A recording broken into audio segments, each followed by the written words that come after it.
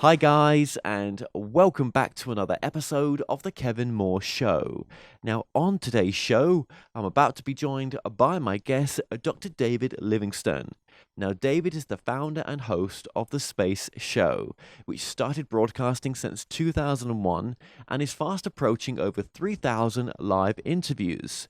Now, The Space Show focuses on space commerce, space tourism, and facilitating becoming a spacefaring economy and society, along with space science, exploration, and much more. Now, Dr. David Livingston is also the executive director of the One Giant Leap Foundation, a 501c formed to promote space education, and the parent of the Space Show. Now, David is also an adjacent professor of space studies at the School of Aerospace Sciences at the University of North Dakota. He has a BA in political science, an MBA specializing in international business management, and a doctorate in business admin. Dr. David Livingston, thank you for joining us. Great to be here, Kevin. Thank you for the invitation. I do appreciate you coming on, David. I know that things aren't so easy right now, and there's a lot going on. So I appreciate you, taking the time to do this. All right. Okay, well, I love talking about space, so let's get at it. Let's do that. Well, first of all, David, you've been asked this many times, but what actually got you into the field of space? So I'm one of those that had the interest in space and flying saucers and ETs and all of that from childhood days on. Used to go out in the backyard with one of those little like pirate telescopes, that slide open, and a monocle scope, I guess, or something. And you could see craters on the moon and rings around Saturn, and read the sci-fi books in the late 40s, early 50s, and looked for flying saucers all the time and loved the space program. We knew all the astronauts. We knew all the rockets, the Soviet Union rockets, the US rockets. We knew everything. Of course, there were only 3 TV stations at the time, but it had our attention. And you had great personalities doing space. You had Cronkite, and you had Jules Bergman, and you had the NBC guys, and then you had special people, very different than what you have today. And I would venture to say, including myself, that I couldn't name you 10 astronauts today. But we knew the Mercury 7. We knew all the rockets. I mean, we could not get enough of it. We talked about it at school, out on the playground. We bought models and made models. Space was in us. So I loved space. I'm 74 and a half, so I've loved space ever since I could open my eyes and look up, and wanted to be there. And I've always hoped for extraterrestrials to come to Earth. I always thought they'd be nice and friendly, and I never imagined there'd be hostile ETs. And so, that's been my interest, and one of my interests since childhood days. Amazing, yeah, because you like you say, you've been doing this for a long time. Did you actually ever get to meet anyone that was part of that initial space race? I interviewed several people that were part of it. Let's see if I can remember some of their names. From the Mercury 7, the best interviews I ever did were with Wally Schirra. So I did 3 or 4 with Wally. He's no longer with us, was absolutely hilarious. He told the funniest stories, and half the stories he told were the tricks that the astronauts played on each other at what is now the old Holiday Inn in sort of what was downtown Cocoa Beach. I've stayed there once, so I know why they say it's the old Holiday Inn. But they all were pranksters like you wouldn't believe. And half the stories Wally told were not necessarily space stories, but just what the cutting up that the astronauts would do. I talked to, let me see if I can remember him, Buzz several times. I met Neil once, but never could get him on the show, and he died shortly after I met him at a conference. Edgar Mitchell was on the show once. Probably most of the Apollo astronauts that actually went to the moon have been on the show. And then Skylab astronauts have been on the show. Jack's Harrison Schmidt, Jack Schmidt, has been on several times. So I've gotten to talk to a lot of them. Not necessarily all were part of that famous Mercury 7 group. When I came along and I started the show 20 years ago, a lot of the Mercury 7 people were either no longer healthy or no longer even around by that time, because we're talking about the 60s and the 70s for the most part. I tried to get our general who broke the sound barrier on the show, and he was real difficult, very, very hard to do. But he agreed, providing I would buy his books new. I couldn't buy them used on Amazon. I had to buy the books new and read them. And so I did agree to do that, and I did do it. And I called to do phone line checks with him and stuff ahead of time. And he wouldn't take the call and said, just call me at the moment the show is starting. And I had no idea if we'd have a good phone line or not, for both the live broadcast and the audio. So we never did get together and do a program with him. But I would have loved to have done that. I don't do real-time astronaut interviews of people currently astronauts, because they don't usually get permission to speak freely, and they're pretty controlled by the astronaut office. But when they retire, if I meet them or they write a book, I love to have them on the show. And I've had so many of the retired astronauts on. Tom Jones comes to mind. He's been on multiple times. All sorts of others. The list is long. I probably would have to go refresh myself to see them. They're interesting guests, but they're not always the most interesting people related to space and space activities. Sometimes a professor is a lot more interesting, or someone like Musk is fascinating. So Musk has been on the space show several times when he was unknown, and also now that he's known, but he hasn't been a guest in a while. He's too busy, and we probably don't have the audience that NBC or CBS or CNN have. So, but Musk came on a lot in the early years, and he's fascinating to talk to. Probably more fascinating than the astronauts who talked about their different space mission flights and going to space. Remember, they're compartmentalized, and they see space and know space within the parameters of what they did for NASA, both in flight training, whether they were on the shuttle, whether they were on something else, what kind of mission they had, did they go to the ISS?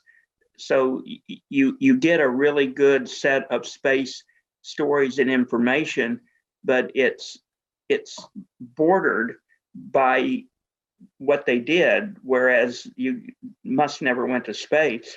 But this guy's a wild and free thinker and creative, and nothing is impossible to him if he sets his mind to it.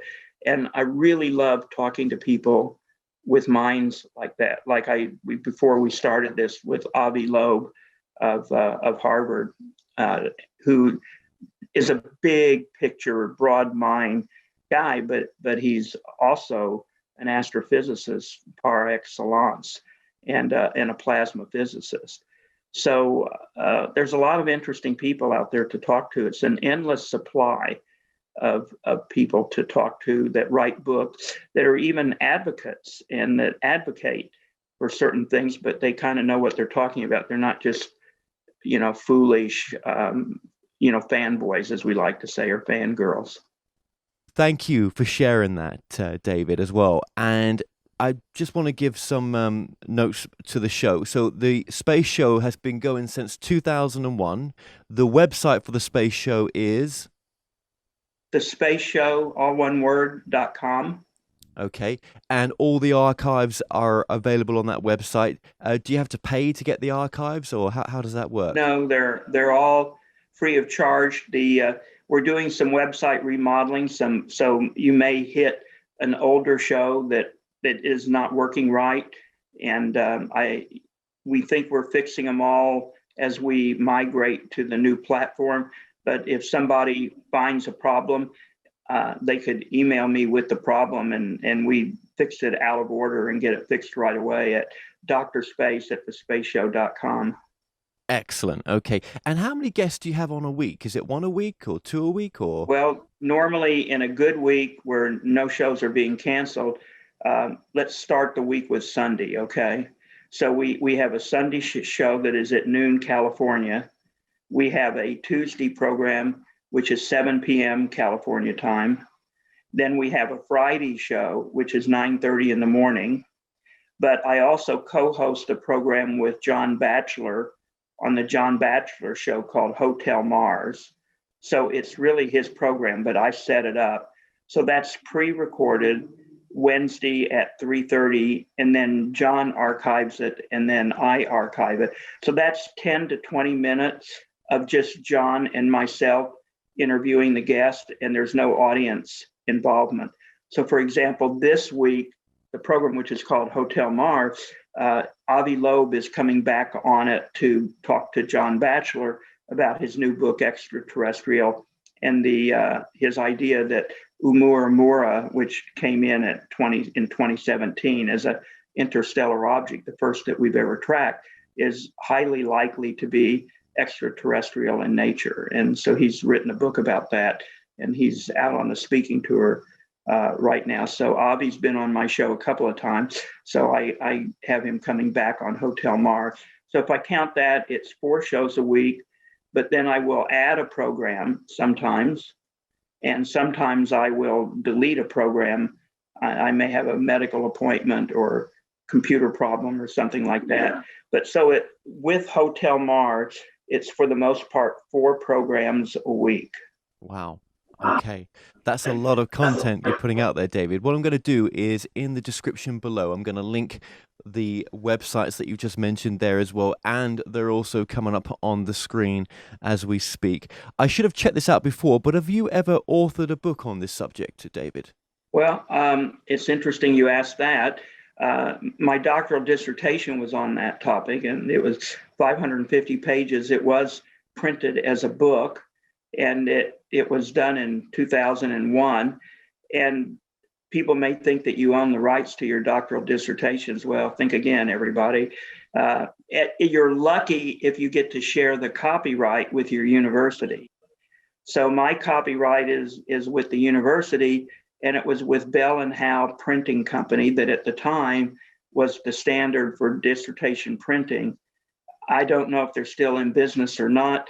I have old information as how to find the book where people could order it, but I haven't tried to do that in a number of years. So it's not like a book that would make it to Amazon necessarily. And I am in the process now of writing a commercial book, my own book, of the first 20 years of the space show. That's not going to be the title, but the 20th anniversary is June. And I would like to document the first 20 years on the assumption there'll be another 20 years. Maybe I'll be doing it from the other side. We'll have to see how that works. But if I can do the space show while I'm 95, hey, I'm all for it.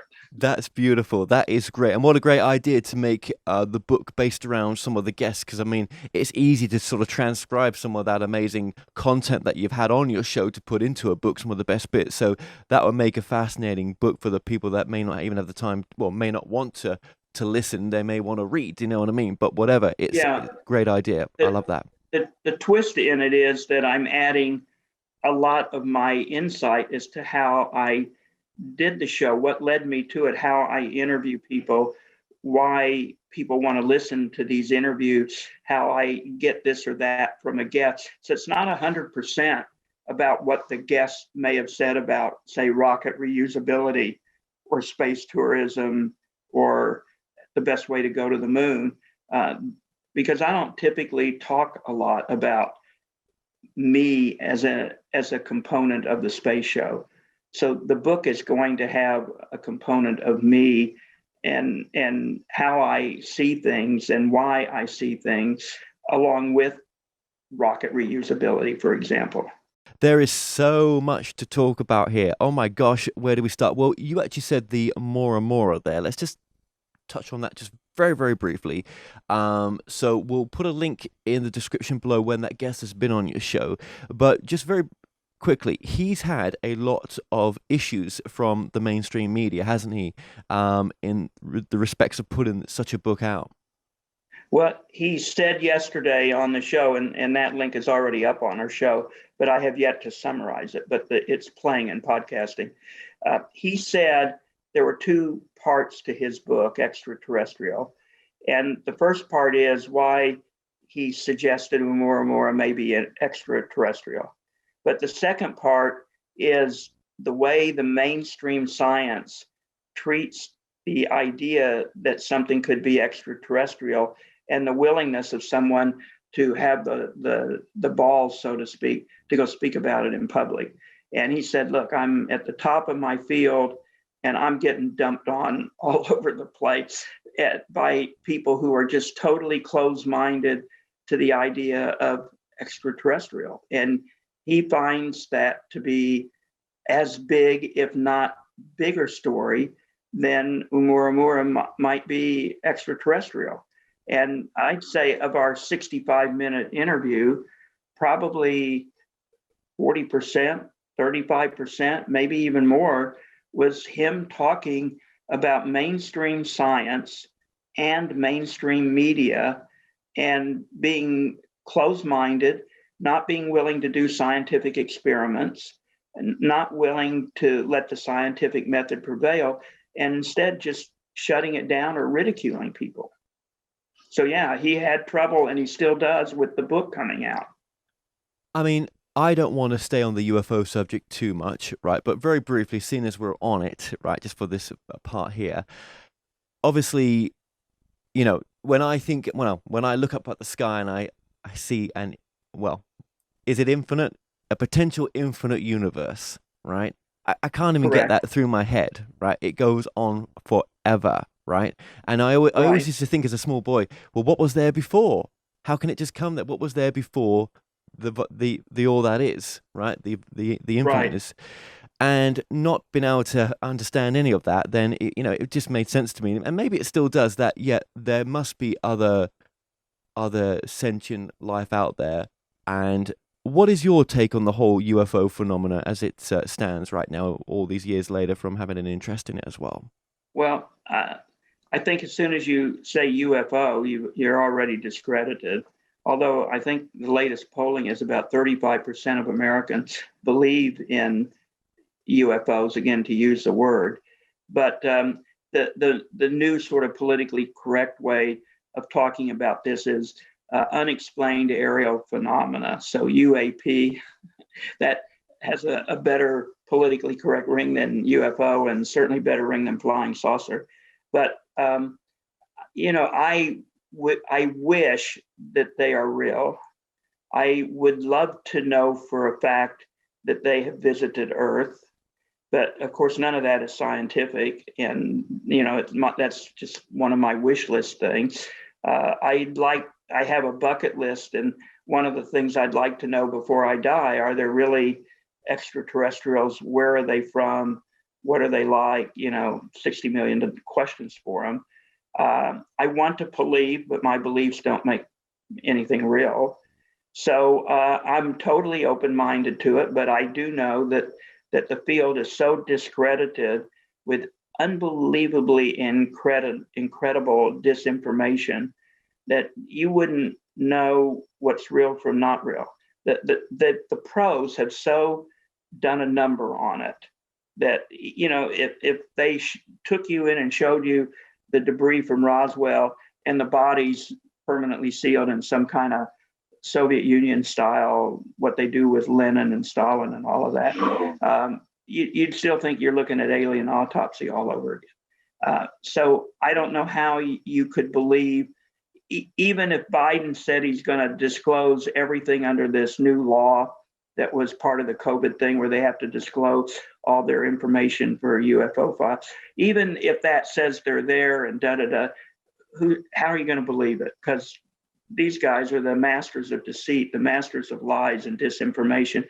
But I do think that there's probably extraterrestrial life, whether it's ever been to Earth or not. I know the legends and the stories and the myths. I've sat down with Native Americans, Hopi, Navajo, Cherokee, and they tell me their legends of where they come from, which star systems they come from.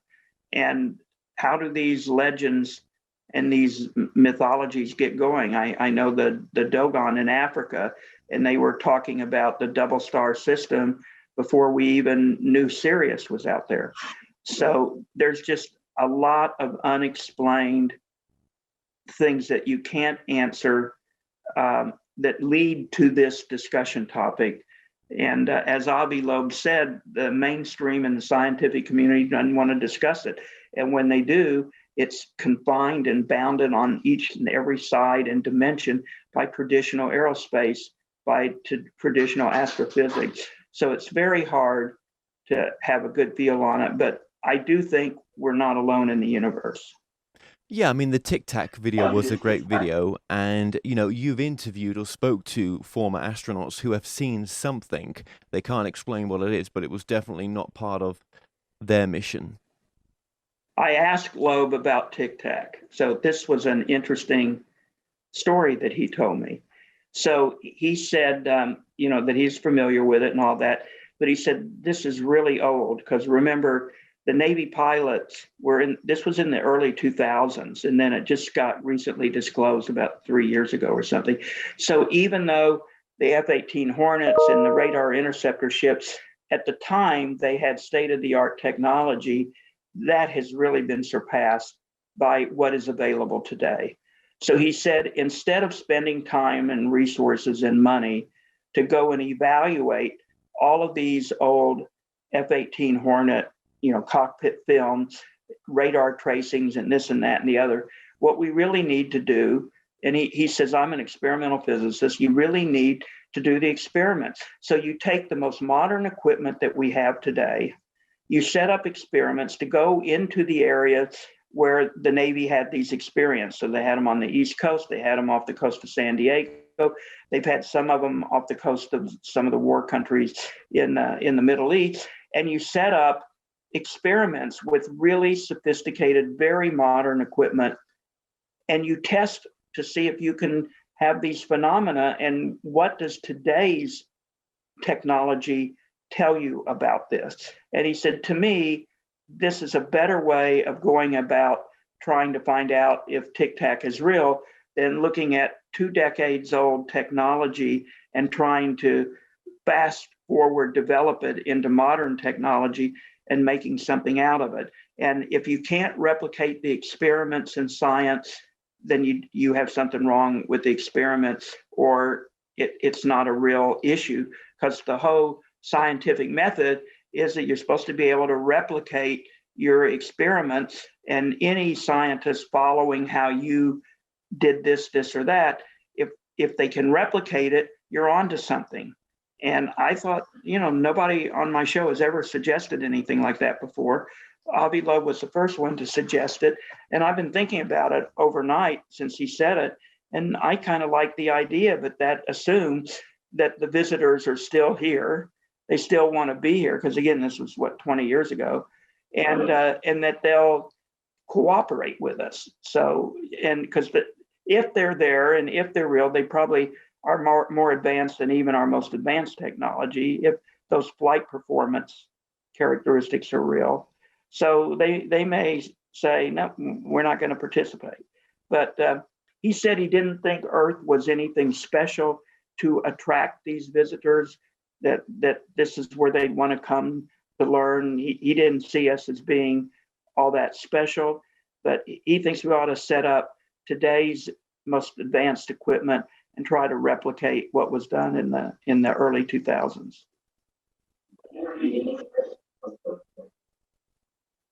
When you look at, obviously, we're maybe in this administration, I think it may be in this administration, the Biden, or maybe the next, we're going to go back to the moon. Why is it so important to go back, do you think? Well, first of all, I hope we do go back to the moon in this administration. I'm skeptical, but that may be a little part of the Q&A down the road. But so the moon has really, it hasn't been fully explored, and there's a lot to learn from the moon. But I have two reasons for really wanting to focus on the moon. So the first one is its close proximity to Earth. So it's 3 days away. You can get back in an emergency, maybe soon enough to deal with it. There's hardly any signal delay. And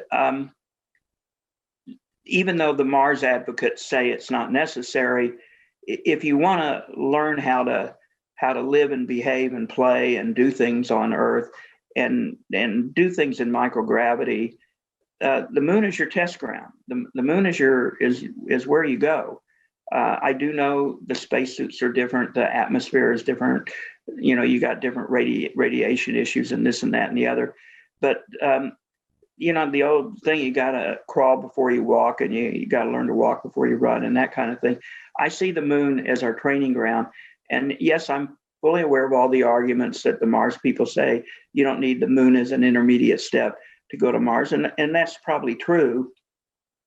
But I think it makes your Mars mission, if Mars is the destination, to be much safer, much more viable, much more productive because of what you will learn, the hardware you will develop, the systems, the medical, everything that you will develop. So that's a big part of why I want to go back to the moon. And I'm genuinely curious. I'd like to explore other parts of the moon. I'd like to know about the water.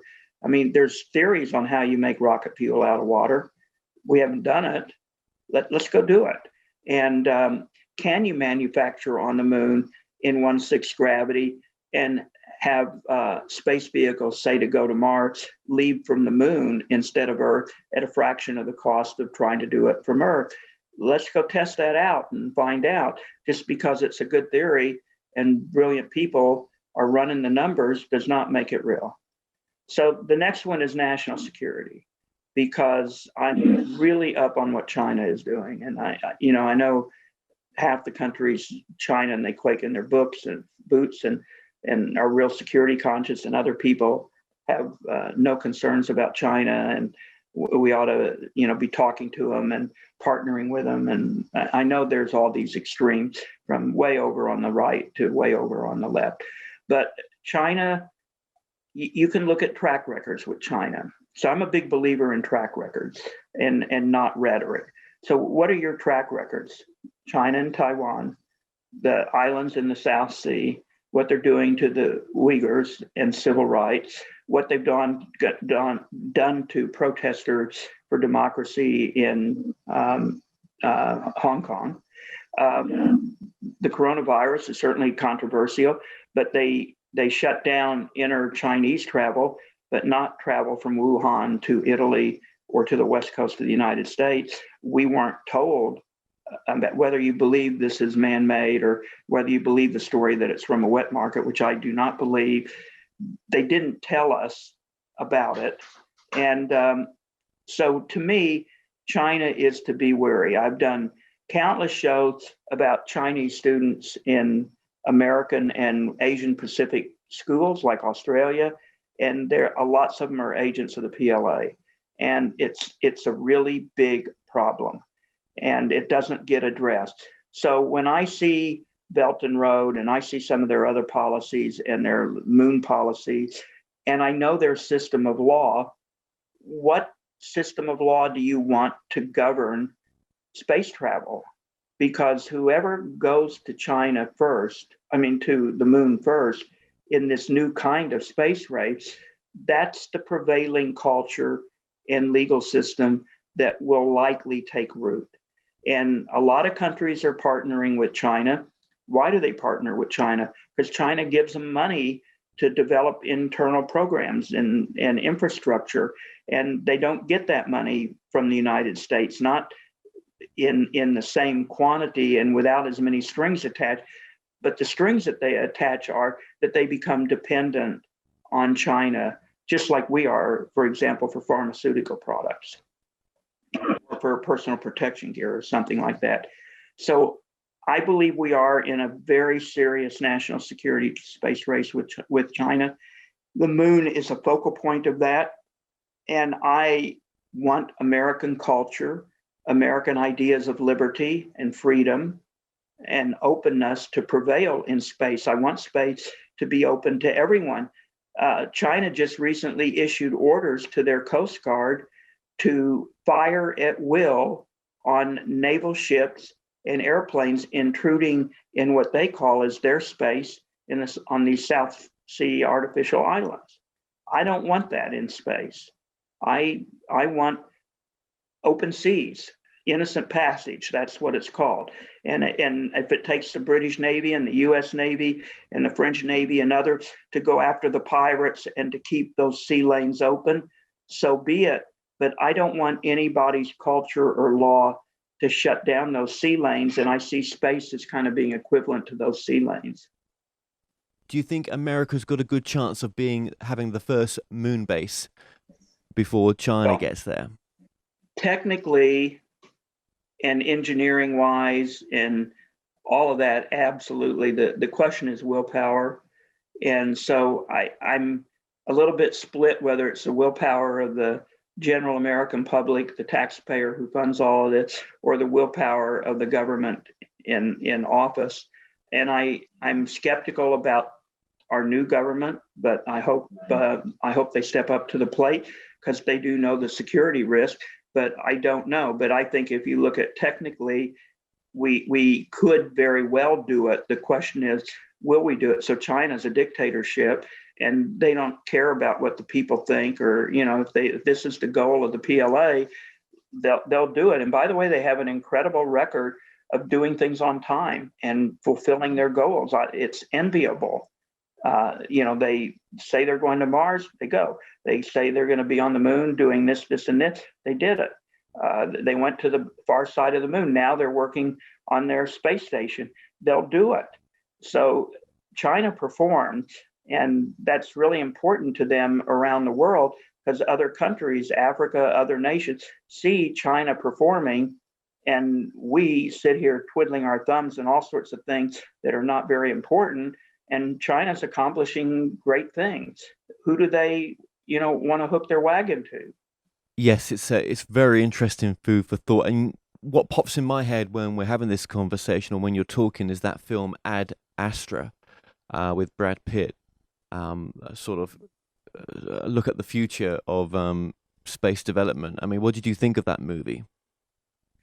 First of all, I never saw that movie. Oh, surprising. So I've seen a lot of the big space movies, and I'm not really supportive of them because the special effects or the storyline or something. I was holding out big hope for Interstellar because Kip Thorne was a major consultant for it, but very kind of disappointed in Interstellar. I don't know if you remember that one or not.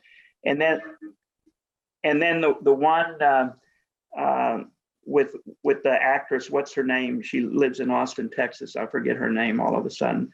But her hair is done in the space helmet, and there's no effects of gravity on her hair, and I can't think of and she survived the wreck of her spaceship, and she crawls out on the beach at the end of the movie and stands up, representing like life is starting over again. What's her name? I can't believe was it forgetting the her name. film Gravity? Was that the film? Yeah, I think it was Gravity, but the actress is one I love her movies, but I mean, man, they had her hair done, and there was no your hair is standing up straight because there's no gravity. There was none. Sandra, what's her name? Sandra Bullock. Yeah, Sandra. But so that was kind of we got kicks out of some of I that. would recommend that you watch Ad Astra. I honestly, I wasn't expecting too much of it, and I thought it was a great movie of the potential future and the hostilities Well, it's on the moon. Netflix, so Yeah, you got to do it, perfect to David. do for a lockdown night, right? Exactly. I'll ask you next time if you watched it or not. But yeah, okay. Well, gosh, where does Space Force fit into this then? What do you think the real reason is behind Space Force? Today, I think the real reason is to more efficiently muster our forces for cyber defense of our military and cyber defense of our and actual physical defense of our space resources, which are communication satellites. So the U.S. economy is almost 100% dependent upon space. And if our comms are taken out, it's a disaster commercially. Our weapon systems are all GPS oriented. The Navy doesn't even know how to navigate a damn ship anymore. But when they were having all those accidents in the Pacific a couple of years ago, and they were having trouble navigating because GPS might go down or something like that, the Navy has reinstated training their frontline officers how to use a sextant and to manually navigate. Can you believe that? So I think Space Force is to take all of these resources that are scattered throughout the military, through the Air Force. The Army has some, the Marines had a few for supporting Marines on the ground. The Army and the Air Force and the Navy has its own division, and start putting them together so that everything can be more efficient and more effective. And right now, the defense in space is cyber defense and the defense of our satellites against ASAT weapons. And lots of countries have ASAT weapons. And our satellites, some of them are old and they're vulnerable. And I'll tell you, the general public's not going to be very happy if their GPS goes out. They may not know it's coming from space, but they probably don't know how to read a road map anymore. When I used to travel and I was in Arizona, where I went to college, any gas station I could go to, they'd give away free road maps. You weren't probably in it. Maybe you don't know that, but we knew how to read maps. I taught my kids how to read maps. I haven't seen a map in a gas station in probably 25 years. I used to plan my trips with magic markers, on the maps. Now I just plug in an address on my iPhone and, it's Bluetoothing into my ear for 7 hours as I drive to Los Angeles, or, if I wanted to drive to New York, it would tell me how to go to New York. Take that away. Then there's lots of other stuff, emergency services are GPS oriented. So we can't afford to have these systems go offline. And if we want weapons accuracy, and we have to use our weapons sometime, and you want to hold down on collateral damage, you sure as hell don't want to go back to the old way of weapons where they'd strike near a target and kill everything in sight. Whereas now you can have a smaller, more refined weapon that can actually just destroy the target that you want and minimize collateral damage. So if you think in terms of a humane weapon, which sounds a little bit like an oxymoron, right? You don't want to lose these capabilities. So I think that's the essential factor for today's world for Space Force.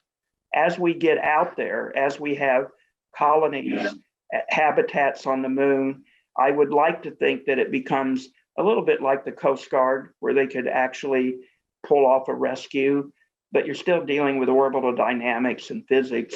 So, you can't just turn right on the ship's wheel and change your course and go over to get this stupid guy who's sailing the Pacific on his own and rescue him because all of a sudden he's in trouble.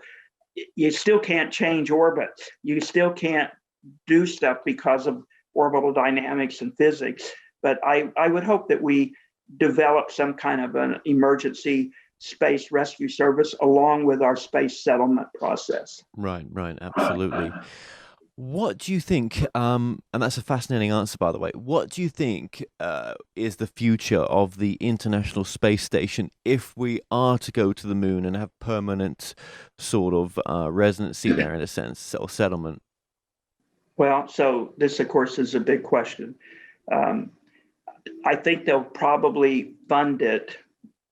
And so, I'm not 100% sure, but I think they'll fund it through 2028, which is when they have predicted its retirement, although some have said it could survive to 20 2030 and maybe longer.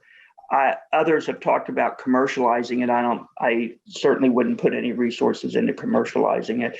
That thing was never built to be commercial. I don't see how it could ever be efficient for commercial. But the interesting thing is all the private companies that are coming up. So Axiom is supposed to launch their commercial space station module this year, which will be sort of adjacent to the ISS. And others are in the business of wanting to do something similar. So if we see viable commercial stations taking hold, I think the days for the ISS are numbered. And look at the problems they're having trying to patch these leaks in the Russian sector that are still going on. And I've been reporting on that with John Batchelor for close to a year. And every time they think they got them patched, more air leaks, and they're hard to find, and they have a sealant that they think works, and you can't always do a spacewalk to go find it on the outside. So it's old, and it's parts of it are wearing out and taking a toll. So I think they'll keep it till 2028 unless Congress really wants to cut the funding and put it into some thing that wouldn't have anything to do with space. That is a concern of mine with this administration, because I don't think space is their priority. I hope we don't go through a period like we did with the shuttle, where they kill our only space habitat and then wait until something else comes online. How long did we have to wait until Musk restored human spaceflight to the United States from when they killed the space shuttle? I don't want them to do that. So I hope they keep the ISS alive until we have viable commercial alternatives. Yeah, and as you were saying before as well, space is so important when you think of the communications, when you even think of what a foreign country that if they've got sort of satellite weapons to take out another satellite. I'm not saying they have, but maybe they have. You could soon bring a country to its knees in some respects when you start taking out the right type of satellites. Do you know what I mean? Right, but the station has great medical research going on. It has other science research going on. It is a national laboratory for the United States. It does phenomenal things that enhance what we're doing here. So for people who have osteoporosis and they take a bisphosphorus drug like Fosamax, those trials and a lot of that early stuff was done on the station and in space, and because astronauts have bone loss and bone mass issues. So there's been a lot of spillover into the everyday life of people, not just in the lives of the people that are partners in the space station, but all around the world. This stuff is shared almost instantly. So it's very valuable, and I'd like to see it keep going, but it's also very costly. And at the rate we're spending money, I don't know if it'll take a hit or not. Yes, and what I was saying there, and I know we've got to move forward, was I was just saying that how important space is, and that if you've got satellite weapons from a foreign country that's you want to take out a particular satellite to cause a disruption, it's easy to do from space, I guess, isn't it? If it's not very easy, yeah. yeah, and as you said, there's space is so much more important than a lot of us consider when we consider global communications and so many other things that space has offered us over the many decades. Space tourism, I know we've barely touched that. Like I said, there's so many subjects here, and I'm going to get you back on because we guys can't touch it all. But space tourism, do you think that's going to maybe take us in directions that we never thought of before? Well, that was the main topic of my dissertation, and I'm a strong space tourism advocate. I'm very disappointed that we have not seen commercial space tourism happen, although Virgin Galactic, with their suborbital flights, say this will be the year, but we've been hearing that for a while. I think that space tourism will be the prelude to space settlement. And I think that space settlement, whether it be a government habitat on a surface, I think that's what has the potential to take us to worlds where we've never been before. I don't mean worlds like Star Trek, but I mean worlds in terms of our own development and our own behavior and things like that. I'm not sure what suborbital tourism will do for changing the zeitgeist. Maybe it will. You will get up and you will see the curvature of the Earth, and you will see the Terminator line, but you're not going to see the blue marble. You have to get out of Earth's gravity well and say go half the way at least to the moon or something like that, to have that what is known as the overview effect, which you're probably familiar with, where you're looking back on Earth. Once we start in mass having that look back at the blue marble and seeing what Earth really is as just another space, another planet in the solar system, I think that's got the potential to move people. And I used to say on the space show all the time that if governments wanted to control people, the best thing they could do would be to make it really hard to have kind of orbital or space tourism where they could experience the overview effect. Because once you start experiencing the overview effect and looking back and seeing Earth from space and seeing it as that blue marble picture, or as a planet, and you don't see any boundaries, you don't see anything like that. Even the flights to the space station can do that. I mean, it's really hard to think of Earth the way we do as nation states. And so if some government doesn't want you to think in terms of a big global omnipresent thing, keep you away from space tourism on an orbital or on a going outside to the moon kind of thing. I don't think suborbital will get you there, but that's how we're starting out. Yes, and of course, you've got space hotels on top of that as well, the potential of that. Absolutely. Yeah, that's an interesting field.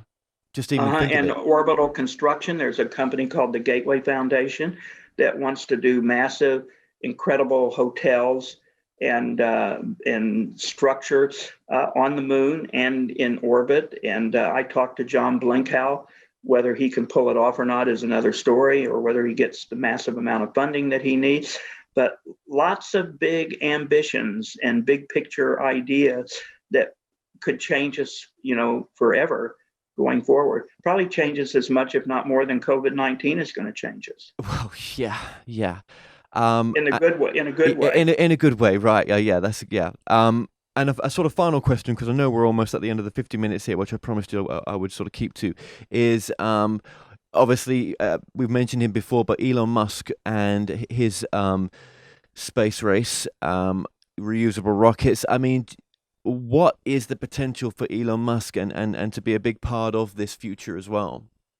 I think, first of all, he already is the big future. I think we owe Elon Musk almost all of the credit, or most of the credit, for transforming the space program, for motivating and inspiring generations of younger people. Now that maybe they're in their 40s, so maybe we don't get to count them as younger people. But Musk is transformative, and I believe as long as he is still capable of being a player, and I think he's 48 or 49 years old, so hopefully we'll have another 40 years or so of good, productive inspiration from Elon Musk. He's a transformative figure. He's very rare. You get all the pomp and foolishness and other stuff that goes along with it, but the guy's incredible in my opinion. That doesn't mean everything he does is wonderful, but I think he's got a big role to play, and I think he knows the role that he plays. And I think the world is really lucky and really fortunate there's an Elon Musk. Do you really think the government could generate an Elon Musk out of government employee or NASA employee or the UK employee? Do you really think an Elon Musk would surface from those environments? No. And I think he's very special. And if you could make a person a national treasure, which I guess you couldn't do, I'd almost vote to do that, as ridiculous as it sounds. But I think he's only just started, in shaping the world. Look what he's doing with batteries for green technology, and his car, whether you buy it or not is another story. But he's at the forefront. Even that tunneling project where he's trying to come up with ways to beat Los Angeles traffic, or his methods for moving people around on the surface. He's inspirational, and I hope he can keep doing it. Yeah, absolutely. Some really amazing, amazing concepts and ideas that he's put into actually working. Like you say, what's it called? The boring tunnel, isn't it? The It is. boring Yeah, tunnel, yeah, yeah. yeah. Incredible, incredible. And everything else that he's touched as well. Just remind us, David, of your website. Just one more time, please.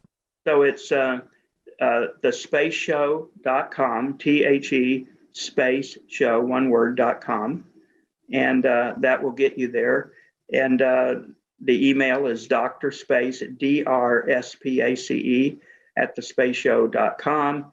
And I usually respond to all emails, and all of the shows are archived there. And if you have questions or comments or need help in hearing a show or doing something, just send me an email. I'd be happy to respond. Just tell me where you heard about us from. So if you say Kevin, then I'll know you heard it on this program. Wonderful. Okay. Well, like I say, we scratched the surface here. There was my list of questions was so long, right? We barely got through the first page, but that's okay because I would love to get you back on again. And Anytime. yeah, I really would, and I really appreciate what you're doing, David. And it's amazing that you've been doing this for so long, and what an amazing archive of material that you've got on the website. So please, people, do check it out. David, thank you so much for joining us. Thank you very much, Kevin. I appreciate it.